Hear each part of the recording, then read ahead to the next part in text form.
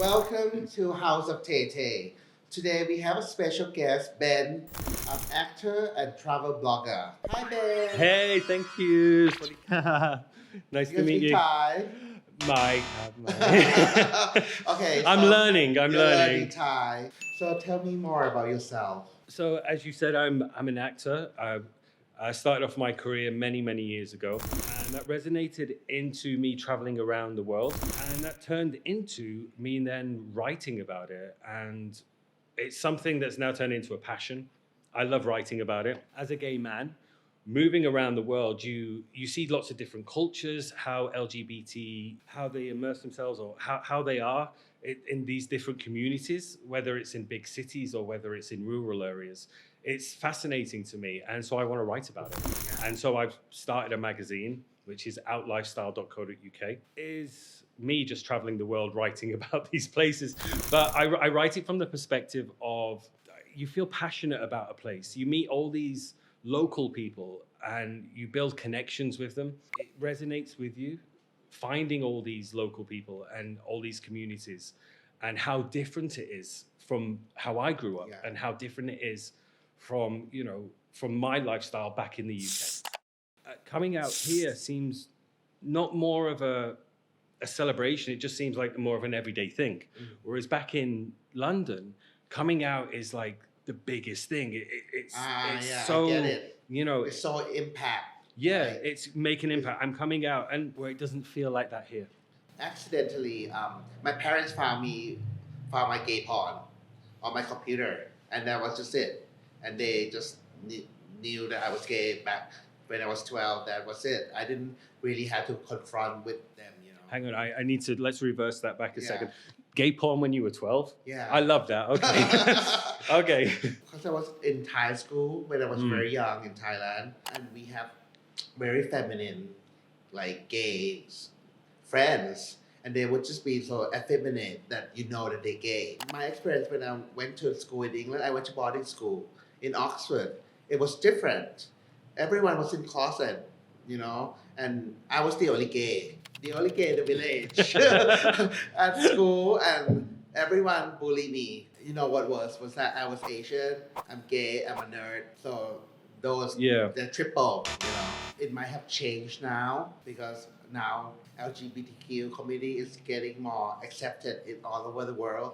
But I still feel like bullying in gays is still a big thing, We live in an imperfect world. It's going to happen. There's ignorant people, there's uneducated people. It's like a rite of passage as a gay man now that we have to, been bullied, you have to be bullied, and then you can come out stronger when you come out. Through.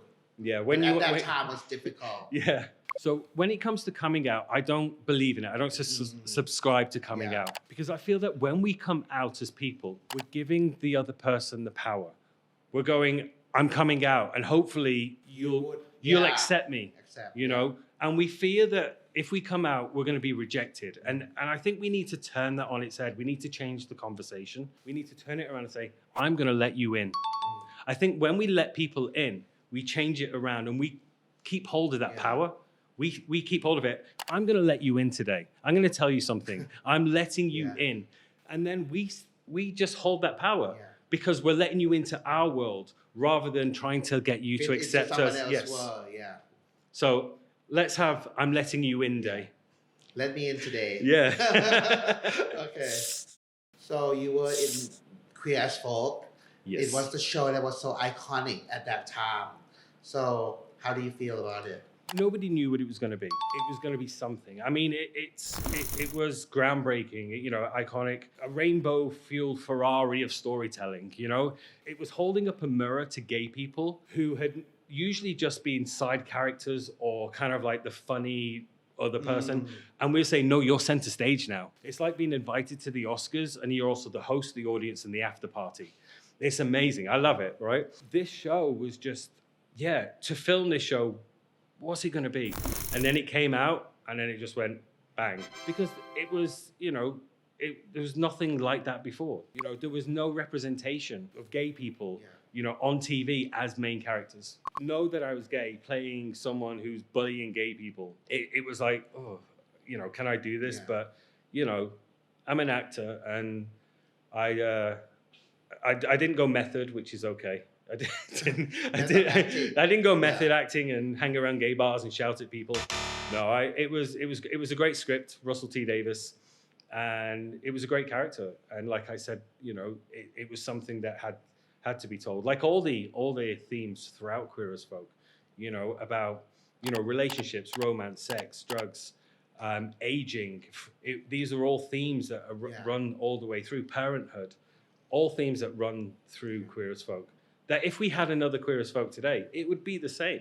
These are still current themes today. Still valid today. It is. They're still valid. I think if we had another Queer as Folk today, the only difference would be there's probably be more representation for race and gender identity, trans. So chemsex in Thailand, so sex with drugs, is becoming more prevalent and is raising concern in the gay community. You're not into drugs. How do you stay away from them? Like, I've always stayed away from it. I've always liked to be a healthy person. I've always wanted, to kind of go down a different road. When it comes down to chemsex, especially in London, it becomes part of an escapism. It becomes part of a way of life that, once again, is a mask about who you truly are. Yeah, I feel because it happened to me. I just wanted to run away from reality and be in my zone, which is not real, it's a fantasy. How do you feel about body positivity and body image that the gays have the concept? This is a big part of gay culture. It's, body positivity, body image, ageism. We need to have that youth. We need to have the perfect body. Like, it's mainstream media. We look at these gay movies and they're all chiseled abs. They're all youthful, young people.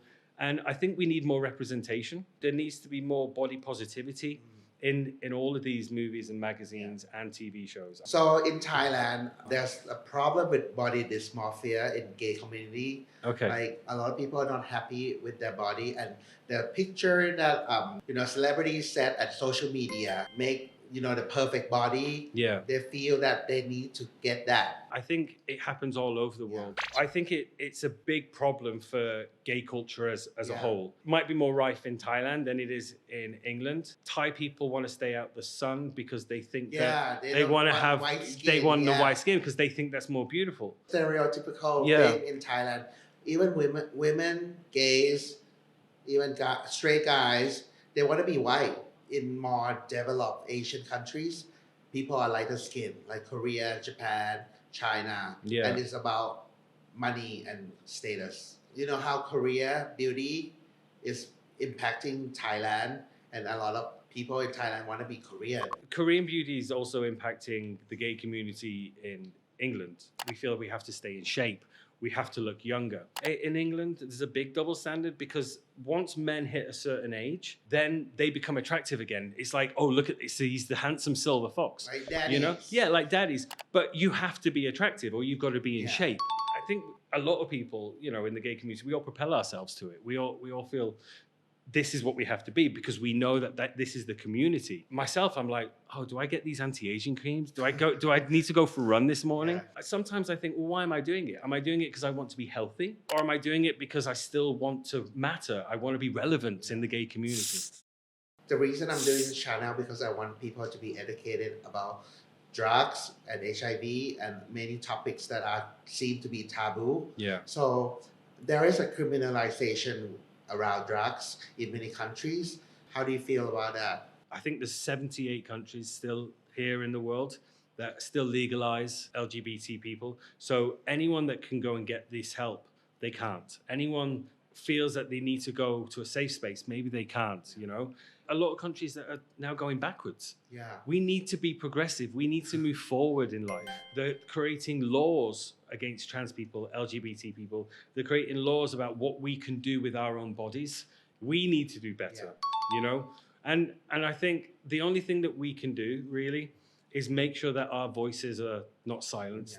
Make sure our voices are heard. And this is, in this moment in time in our lives, it's just so important to make sure. I get it on my Instagram, be quiet. I'm like, I'll never be silenced. In fact, if you tell me to be silent, I'm just going to shout it louder. That's all we need to do. Just make sure our voices are constantly heard and we'll break down those barriers, hopefully one day. Thank you so much today, Ben. It's been an excitement for me to talk with you today. It's been such a pleasure for me. Thank you. Thank you. If you've really enjoyed listening to us and watching us, don't forget to like and subscribe to Taylor Srirat. Yay.